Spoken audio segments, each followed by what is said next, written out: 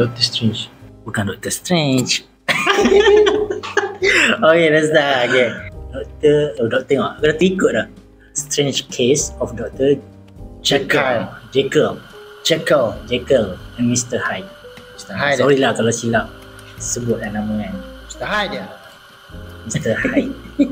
Jekyll and Mr. Hyde. So ni buku yang ketiga lah. Buku yang agak ringan sebenarnya sebab dia tak tebal sangat. Tapi pun masih tak baca lagi buku ni. Dengar-dengar je lah cerita dia. Cerita tahu dah, tapi buku tak pernah baca lagi. Pernah baca? Aku tak pernah. Ni bawa balik kerja ni, boleh lah tolong cerita kan. Okey, jadi kita mulakan lah.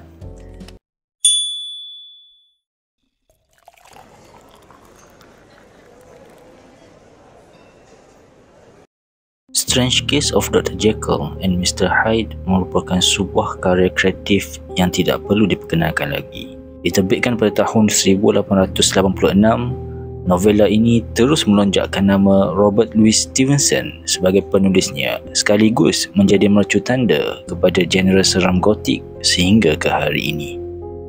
Perasan tak aku guna istilah apa? Novela. Perasan kan, tapi saja nak bagi nampak pandai sikit. nak tegur tadi tapi tak apalah. Tapi betul lah, istilah tu memang novela. Novela tu novel kecil. Novel kecil.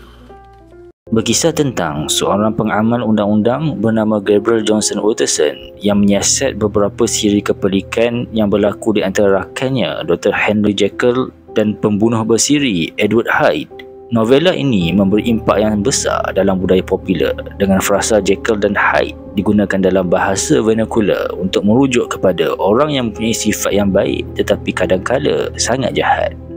Dia macam orang buat perumpamaan kan. Dia kan, macam Jekyll and Hyde. Tapi yang aku tahu apa nama? Goliath and David and Goliath. Tapi tu ialah David and Goliath tu lama lah sebab dalam start pada atau apa Bible ke apa kan. Tapi yang ni kira dia mampu wujudkan satu perumpamaan baru.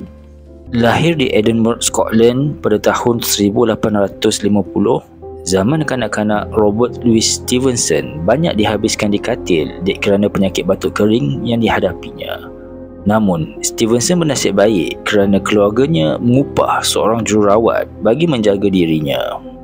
Tengok gaya siapa nama kawan ni, Robert Louis Stevenson ni, macam berada jugalah. Tak. Itu silap. Tak, aku tak pasti kau sebab macam aku baca kisah dia kata dia hidup dalam keadaan susah. Tapi itulah boleh upah jururawat. Apa susah? Maksud susah tak tahulah. Mungkin dia cukup-cukup makan lah kot. Dia ada duit tapi dia ditimpa perusahaan. Macam tu lah kot. Ataupun mungkin jururawat tu bukannya upah tak tinggi ke. Tak tahulah. Jururawat yang dikenali sebagai Alison Cunningham inilah yang memberi inspirasi kepada Stevenson untuk menjadi penulis. Selain merawat dan menjaga Stevenson, Cunningham turut menghiburkan hati kecil Stevenson dengan mendendangkan cerita-cerita keagamaan dan seram. Melalui cerita-cerita yang disampaikan oleh Cunningham itulah imajinasi kreatif Stevenson terangsang dan menjadi faktor penolak untuk Stevenson menjadi seorang penulis. Cerita agama tu seram pula? Aku pun tak tahulah cerita seram macam mana dia cerita. Pelik kot cerita seram budak-budak kecil. Itu pelik. Udah dia. Aku pun tak tahulah. Antara karya terawal Stevenson yang tidak kurang juga popularnya ialah Treasure Island. Namun, Dr. Jekyll and Mr. Hyde inilah yang benar-benar menaikkan namanya sebagai penulis. Dalam tempoh 6 bulan selepas novela ini pertama kali diterbitkan, 40,000 buah salinan telah berjaya dijual. Diceritakan bahawa Stevenson menulis novela ini ketika beliau sedang sakit dan di bawah pengaruh dadah seperti kokain. Menurut anak tirinya, Lloyd Osborne, Stevenson berjaya menyiapkan cerita Dr. Jekyll and Mr. Hyde ini hanya dalam tempoh 3 hari sahaja. Walau bagaimanapun, kenyataan ini masih diperdebatkan. 3 hari je. Orang kata tak logik lah sebenarnya dalam masa 3 hari. Tapi dia kata dia tulis draft. Ya betul. Tak tahu lah nak punya novel kot. Draft. Draft novel tu 3 hari lah. Tak tahulah. Tapi dia orang kata logik pun kata kalau bukan 3 hari katanya 6 hari. Maksudnya sekejap lah. Sekejap juga lah. So kalau yang backup tu dia kata possible sebabnya kesan daripada dadah dia ambil. Kokain. Dia macam adrenaline dia kuat sikit lah nak tulis tu. Tidur malam ni buat buku. Diceritakan juga bahawa ketika draft pertama buku ini disiapkan, Stevenson meminta pandangan daripada isterinya Fanny van der Grief Osborn yang juga seorang penulis. Fanny lalu mengkritik penulisan tersebut dan menganggap ia sebagai helaian yang penuh dengan kata-kata karut dan mengugut untuk membakar manuskrip tersebut. Depan muka suami dia cakap depan muka suami dia. Mantap. Kira sebenarnya hebat jugalah isteri dia ni sebab cerita dia memang dalam mana-mana kalau setiap kali si Stevenson menulis pun dia memang akan bagi kat isteri dia dulu untuk baca. Kritikan untuk dapat kritikan lagi. Baguslah sebenarnya. Macam baik dia. Dia ada proses syurah tu dia berlaku lah. Straightforward lah. Tapi isteri dia ni macam kasar juga. Kata-kata karut dia ada.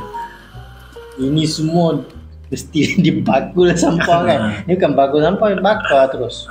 Bakar manuskrip. Dia ugut. Dalam versi yang popular, diceritakan bahawa Stevenson terus membakar manuskrip pertama ceritanya itu.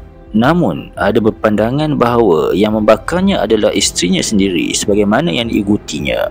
Isterinya berpendapat bahawa cerita Dr. Jekyll and Mr. Hyde ini sepatutnya ditulis dalam elemen alegori berbanding naratif seperti cerita-cerita biasa.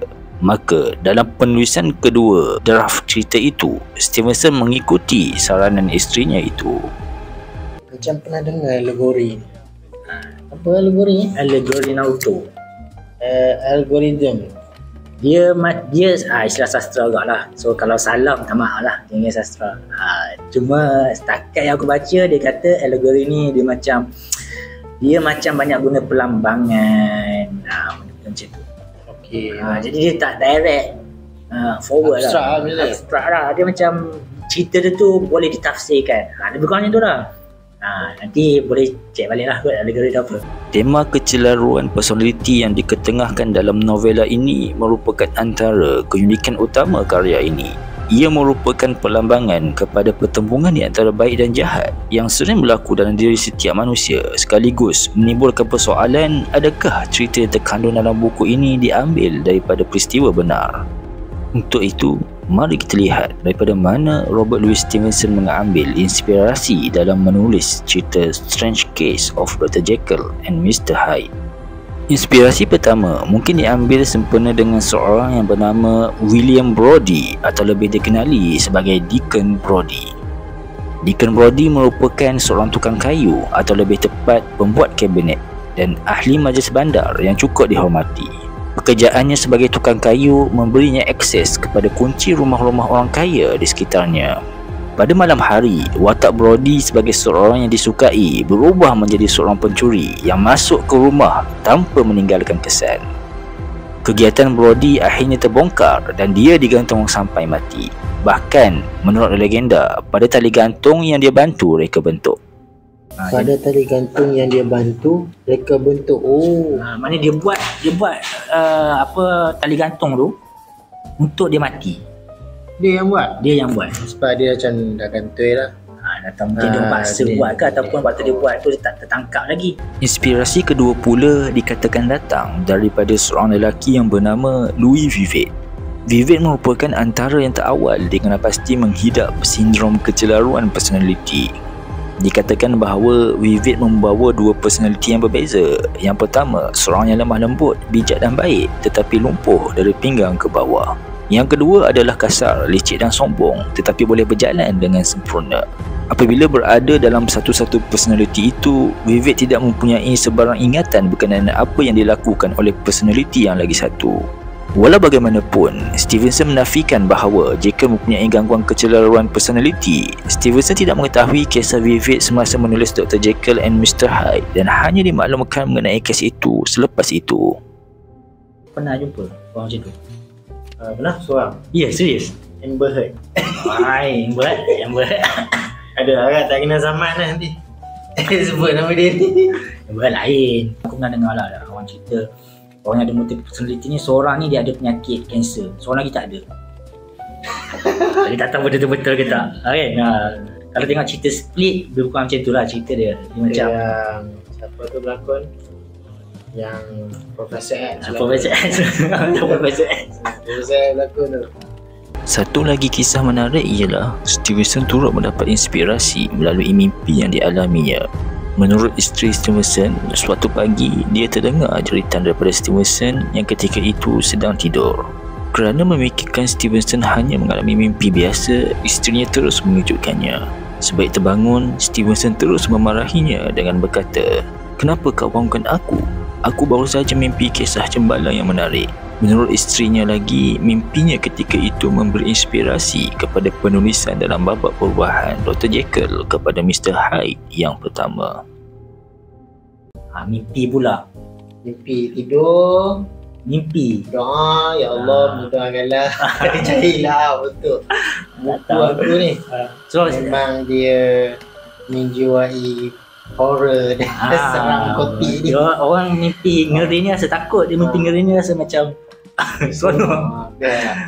Bagus kan dia ni. Bagus lah. Berani. Orang berani. Sehingga ke hari ini, Strange Case of Dr. Jekyll and Mr. Hyde kekal antara karya agung yang memberi impak yang sangat besar kepada budaya masa. Teknik penceritaan yang dipersembahkan berserta tema dan falsafah yang terkandung dalamnya sering menjadi bualan, malah kajian buat penggemar literatur klasik. Dan semestinya cerita di sebalik buku ini turut menambahkan keasyikan dalam membaca buku ini. Dia cerita dia. Yalah, buku-buku magnum opus ni mesti orang buat kajian.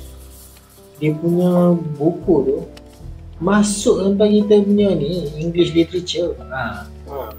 Ini kita kenal walaupun tak pernah baca buku tu. Berapa ratus tahun tu tengok berapa? 1886. Betul tak? 1000 tahun. 1000 tahun.